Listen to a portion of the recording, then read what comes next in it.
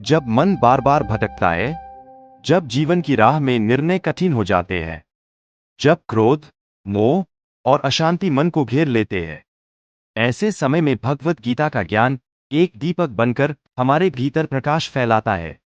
आज हम गीता के 21 अमूल्य विचारों पर मनन करेंगे, जो आपके भटके हुए मन को शांति, स्पष्टता और दिशा देंगे। आइए, श्री कृष्ण के वचनों को सुने और अपने भीतर के युद्ध को शांत करें। विचार 1। कर्म करो, फल की चिंता मत करो। जीवन में सिर्फ कर्म हमारे हाथ में है, परिणाम नहीं। फल की चिंता करके हम वर्तमान खो बैठते हैं। विचार 2। मन ही मित्र है और मन ही शत्रु। जिस मन पर नियंत्रण है, वही व्यक्ति शांति का अनुभव करता है। विचार 3। क्रोध भ्रम लाता है और भ्रम स्मृति का नाश करता है। क्रोध से बुद्धि नष्ट होती है, इसलिए संयम का अभ्यास करें। विचार 4। जिसका मन स्थिर है, वही सच्चा योगी है। ध्यान और आत्मनिरीक्षण से मन को एकाग्र करें। विचार 5। आत्मा न मरती है, न जलती है। हम नश्वर शरीर नहीं, अमर आत्मा है। विचार 6। जो हुआ अच्छा हुआ, जो हो रहा है अच्छा हो रहा है।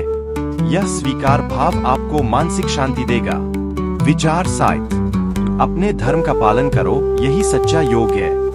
दूसरों की राह मत देखो, अपने कर्तव्य पर अडिग रहो। विचार 8।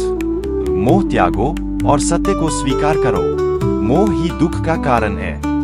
विचार 9। भगवान सबके भीतर है, सब में संभाव रखो। भेदभाव से ऊपर उठना ही सच्चा ज्ञान है। विचार 10। ज्ञान, भक्ति और कर्म तीनों का संतुलन जरूरी है। विचार 11। अहंकार का त्याग करें, यही सच्चा विकास है। को छोड़ो, ईश्वर ही करता है। विचार 12। जिसे सम्मान और अपमान में फर्क नहीं पड़ता, वह स्थिर बुद्धि है। विचार 13। धैर्य और समता, ये दो ही गुण जीवन को सफल बनाते हैं। विचार 14। काम, क्रोध और लोभ तीनों नरक के द्वार है। विचार 15। जो सबको एक ही दृष्टि से देखता है, वही ज्ञानी है। विचार 16। सुख दुख में समान रहना, यही योग है। विचार 17। जैसा तुम सोचते हो वैसे ही बन जाते हो। विचार 18। ईश्वर हर पल तुम्हारे साथ है, विश्वास रखो। विचार 19। प्रेम ही परम शक्ति है और भक्ति सबस। विचार 20। दूसरों को माफ कर देना, खुद को आजाद कर देना है। विचार 21।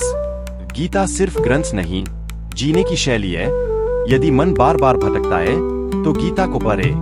हर श्लोक, हर विचार आत्मा को शुद्ध करने वाला है। श्री कृष्ण कहते हैं, मैं हर हृदय में हूँ, बस मुझे याद करते रहो। इस ज्ञान को केवल सुने नहीं, जीवन में उतारें। यही सच्ची भक्ति है।